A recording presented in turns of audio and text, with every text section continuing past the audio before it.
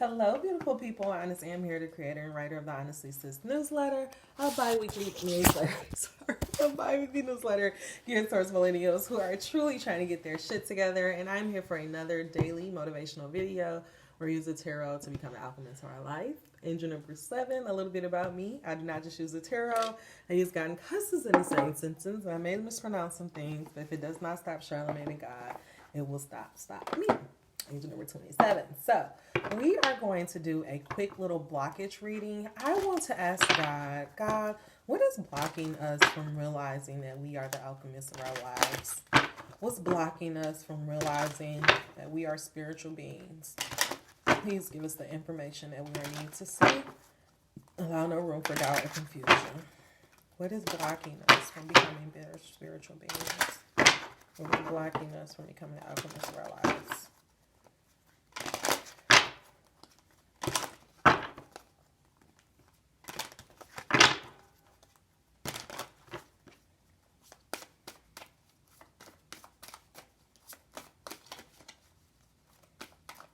You gotta believe. I can just hear that as I'm shuffling. It's just a big thing about belief. If we knew that our minds and our lives was dictated on our beliefs, we wouldn't think so lowly of ourselves. We wouldn't even doubt ourselves for a second. The two cards that came out is perfection and growth. Along with faith, which, wow, we can't make that up. But perfection and growth, for some reason, the message that I'm getting is that maybe you don't want, it's like you want your spiritual journey to be perfect. You don't want to have no heartaches. You don't want to have any difficulties. And I want you to understand that the difficulties that you will have are different problems than what you ever had before in your life. What I'm trying to get you to understand is that as you become better, as you learn to work on yourself, as you recognize that you are a spiritual being and that whatever you desire you can acquire, and that all of your relationships are being symbolized by the law of attraction, the problems that you face are going to be different. It's not saying you're never going to have problems, but they're going to be different type of problems because you're reaching a different level of life. I like to compare life to the video game. I like to look at life like a video game. In order for you to make it to the next level, you have to understand your current level. It's not even about understanding your current level. It's about mastering your current level. And the reason why it's so important to master your current level is so that when you get to that next level, you now have a different set of tool sets. You're now a different type of person, and you can approach challenges a different type of way. I've been proud of myself because typically when I have problems, I would just act like they wasn't there.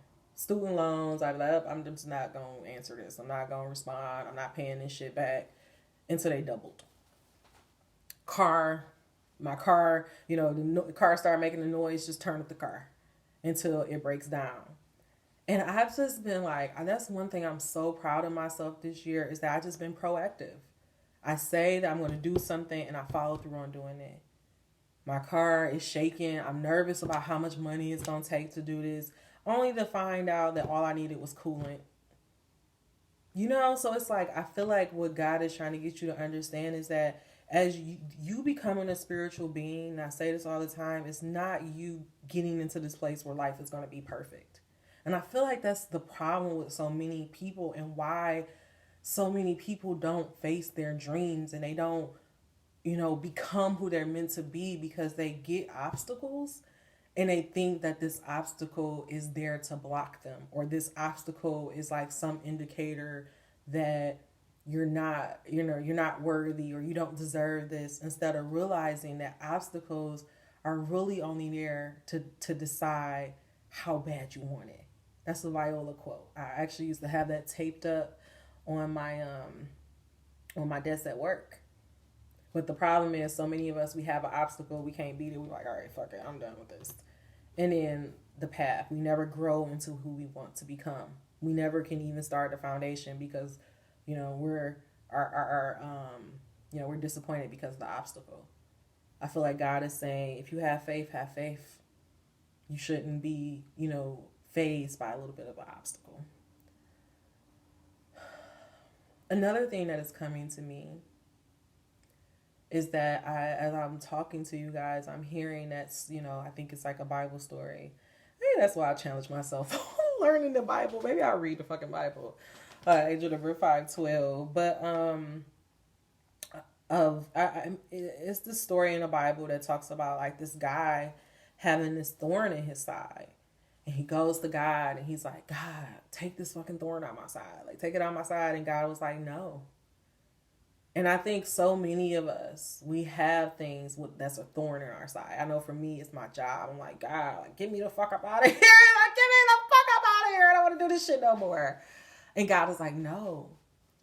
And I was having my therapy session, and I wish I could say it as eloquently as she was saying it. But in so many words, she was saying that sometimes you can't even become the person. Sometimes the only way that you can become the person that you're meant to be is due to certain environments. Meaning that God will put you in a fucked up situation because he knows that thorn in your side is going to mold you and get you to grow in a most perfect way. It's going to get you to have a different type of faith because of that thorn that's in your side and the way that you're able to maneuver around it. But the problem is, a lot of us feel like if this thorn don't be removed, then that means I'm doing something wrong. Instead of realizing that, oh no, this thorn is really here to make me strong. Two things that's coming to mind is this story about push, you pray until it happens. And there was this, the Queen of Cups is where the first time I heard this tale. But she was talking about this guy who was like trying to push this rock up this hill. And he was just pushing and pushing day in, day out, pushing. And he was never able to push the rock. And so God came and God came and he was like, God, I failed. Like I wasn't able to get the rock up the hill. And God was like, no, you didn't. Look at yourself. Your muscles are different. How you move is different. You're strengthening. Look how strong you are now because of all that pushing you did against the rock. Now let's push together. I think we don't understand that God uses these obstacles to get close to us, to help build our relationship with him. I mean, I know there's so many people that you don't pray until shit do get bad. And so sometimes God has to put you in these positions in order for you to be molded in the right way.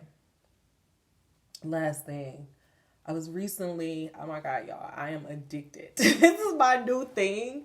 I'm addicted to like Variety and Wire. They have these videos like breakdown, like here's a actual lawyer breaking down court scenes in a movie. Like I am obsessed with this shit. Like I love it. And so I was listening to this one about this weather guy, and he was talking about the tornadoes. And he was saying like there was this one movie how they were talking about, 2 tornadoes in California. And he was just explaining how that's not possible. And he was explaining how even for a tornado to form, all of the perfect elements have to be right. And if just one element is off, the tornado it doesn't appear. And so it makes me think about this message about how sometimes like God is just like that tornado. He needs all these things, this perfect storm of chaos, this perfect storm of frustration to tip you into a new way of being. So I say all that to say, don't fight the pain, but run towards that motherfucker, okay? All right, so let's talk about this card of perfection. We know that perfection, this red card represents our root chakra, which is all about us feeling confident, us learning how to let intuition be the guide. If you've never been here before, I'll go ahead and explain the first chakra just a little bit more. The first chakra relates to the source of your energy and how you are building your foundation. Think of the root chakra as a platform. The red cards represent the support you have created or are creating for your future. The root chakra cards show us a new way to bring our dreams to fruition. They denote beginnings and reveal how to create a solid foundation in tangible form. Keep this in mind. If you are not yet creating what you say you desire, you may need to grow your energetic roots deeper and wider into the earth plane. Let's pause. Angel number 1015. You may need to grow. Look at this. Look at the synchronicity. Please, guys. Please. Catch the motherfucking tease. Because look, I think that's, hold on, y'all. I'm sorry. That's something that I realized. I had this energy of where I was trying to convince y'all. I believe it, but I wanted y'all to believe it. And now I'm just realizing that I can't get you guys to believe. All I can do is present the information, point out the highlights and the synchronicity so that you can come to the conclusions on your own. But that if this is not synchronicity, I don't know what is. An abundance of red cards in the reading is a strong indication of how you are building your foundation and will offer, okay. The red cards are asking, how does this card represent the place from which I can create something extraordinary? Perfection. Righteous raspberry. This card indicates protection in an inner conflict between wanting to look good and having compassion for others. Remain kind and unattached to an outcome. Being right and letting others know that you are right may not support the understanding you desire. And y'all, I have been realizing that on a work front, like, you can't make people believe you. People gonna believe what they want to believe. Let me hurry up because I got 10% battery. I have the same high standards for myself as I have for others. Raspberries needs no makeup to accentuate her exquisite features, but she wears it anyway. She is a perfectionist. She speaks the truth at all times, believing that she is helping others by sharing her truth. While statements such as your child is overweight are honest, they make others avoid her. Lonely, she seeks the advice of her favorite elderberry, who teaches her that honesty without kindness is cruelty. Her new vulnerability allows her to see the beauty in others as well as in herself. Are you being too hard on yourself and consequently on others? Begin to look for what's right and good in your world and you will see it. Where am I presently focused?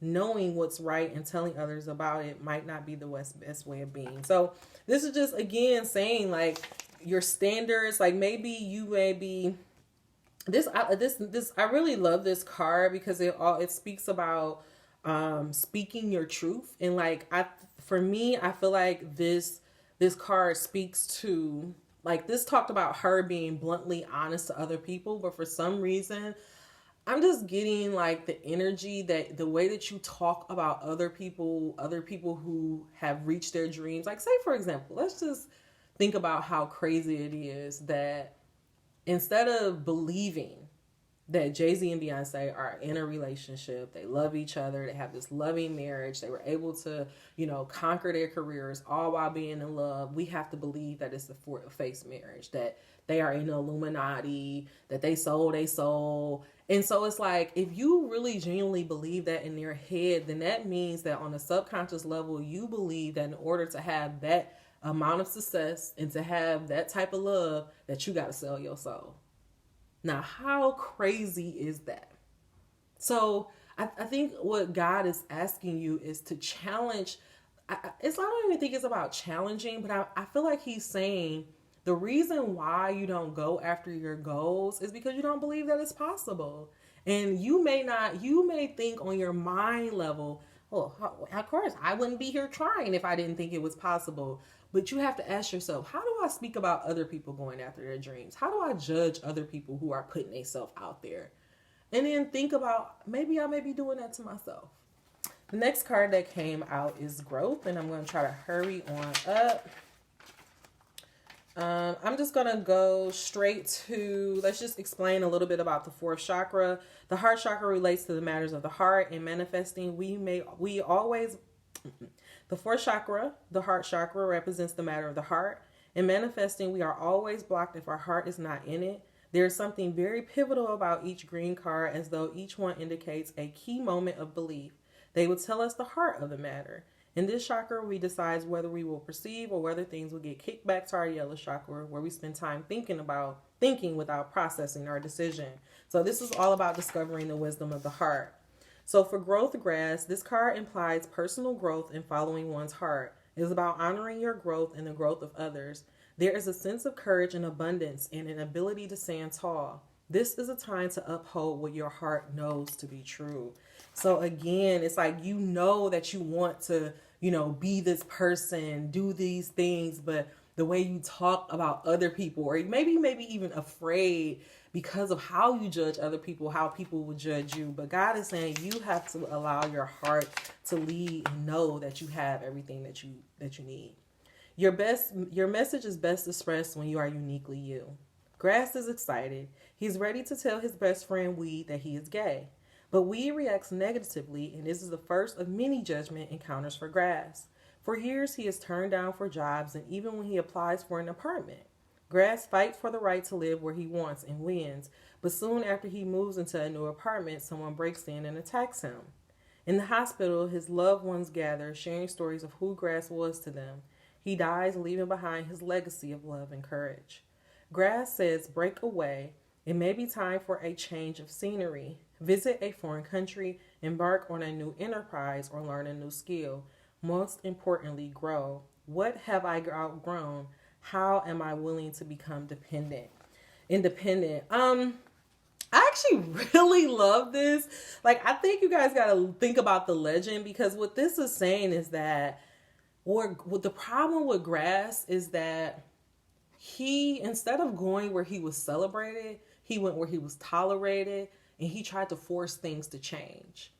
And yeah, he may have won. It's just like back to this perfectionist thing. Yeah, he may have won, but guess what? At what cost? He ended up losing his life. And I feel like what God is saying is that for some of you guys, you may be in situations that feels, it don't feel right on the inside. But logically, you're trying to make sense of, well, I belong here. This is my family. You supposed to honor your mom. You supposed to do this. But if somebody is being harmful to you, then that is not love. That is abuse. And so you have to be willing to go where you can grow. And also, I feel like what this message is also saying is that sometimes God rejection is his protection. And that if a certain thing isn't working out, then maybe this is God's way of telling you that maybe I need to try to do something different. Because it feels like if you continue to try to force this thing to work, you can lose your life. Or you could lose the zest to even live life. All right, angel number 1734. I'm going to finish this message up with perfection, growth. God, what is what's a affirmation that we can use when we find ourselves with moments of doubt? Okay, I'm moving. Sorry, guys. I know I did a lot of reading, but I'm going to end this with a black angel. I have to end this with a black angel. Okay, God, clarify this message of perfection, growth, and faith. What are you trying to get us to understand about us not trying to be perfect, about us not judging other people, but just, being true to ourselves and putting ourselves in situations where we are celebrated, not tolerated? God, what is this message of faith? How can we push past the fear, the perfectionism, to get to the things that we love? Allow no room for doubt or confusion. One card, God. Alright, I'm just going to take the card. Oh, wait, actually. I'll take that one. Alright, and the card that we're going to focus on is the Soul Mother. The Mother Soul, which I feel like we've read this before. You restore the soul. Mother souls hold the shrine on which we place our sadness and happiness. When tears fall upon your cheeks, they may not belong to you. When you cry without knowing the reason, you may be in the energy of Mother Soul. As Mother Soul, you hold the feelings and emotions of self and others. You have the capacity to embrace the greatest expression. You have the capacity to embrace the greatest experiences. You are so sensitive, you have to protect yourself from people that are constantly in their emotions. People come to you when they are experiencing major turning points in their lives. You comfort, you kiss, you smile, and you give love without expectation. On the waking path, you are restored and rejuvenated. You feel energetic and you find your life full and satisfying. You are able to access the spring of wellness. With this capacity, you help others awaken to the way in which they suffer. Wellness is imprinted in your bones. Others come to you because of your loving, warming attention you give. As a consequence, your energy is often misinterpreted and you can fall into the role of wet nurse or one who shares with everyone something as dear to yourself as breast milk, as a mother would do a child. As mother soul, attending to folks as your children, you are often abused or drained empty of your life force. This draining or abuse can be the beginning of being on the sleeping path. If all of your energy is spent feeding others, nursing everyone's womb but your own, you are giving without concern for your own needs. You may have even encountered anger, as others want you to continue your giving. You may grow numb and you weary, holding all of these feelings and emotions. You become empty. When you experience this emptiness, you hide because of your self-worth was in the feeding. You are most likely fearful of not being able to handle all of your own pain and loss. See if your efforts to nurture everyone might come from past wounding in your personal life and your ancestral lineage. See if there is a memory in your bones of the inability to save someone or something you lost long ago. Unconsciously, we are still trying to save all of who we are and what we've lost on life's journey. Your own soul retrieval is at stake each time you unconsciously take on another person. Remember yourself in this love and comfort work as a respect for your gift. As a matter of fact, your gifts cannot be shared without your body and soul. Mother souls must find other mother souls to rejuvenate them. If you are constantly tired, then you have too many people around you who are feeding from you, who are not feeding you. Explore the reasons you allow yourself to be drained. You may need to find other ways than fatigue or illness to signal yourself to take a break from taking care of others. Do you feel worthy in your depleted state? Is there something you can do for you? In the end, it may not be necessary for you to take on being a mother soul. This role is for those who do it because it is expected of them. It is for those who recognize the sacred power of soul revival as a spiritual path that is reciprocal between themselves and others. So I will just leave you guys with this. If you find yourself not going after your dreams because of the people that depend on you or all the people that need you, I want you to ask yourself, when you're on your deathbed, would you be okay with how you spend your day on a day-to-day basis? If not, it's time to make some changes. All right, y'all, that is all the messages I have for you. If you made it to the end of this message, give me a thumbs up. If you made it to the end of this message and you're not subscribed, please, if you are not subscribed, what are you waiting for? Until we meet again, dream those dreams and never let the internet rush you. And I'm going to lead you with this one thing. God, what happens if my viewers decide to block out the outside noise, stop trying to be perfect, and to go where their soul is asking them to grow? What if they decide to have faith in 2022? What would you do? All of this came out. Health. He will improve your health.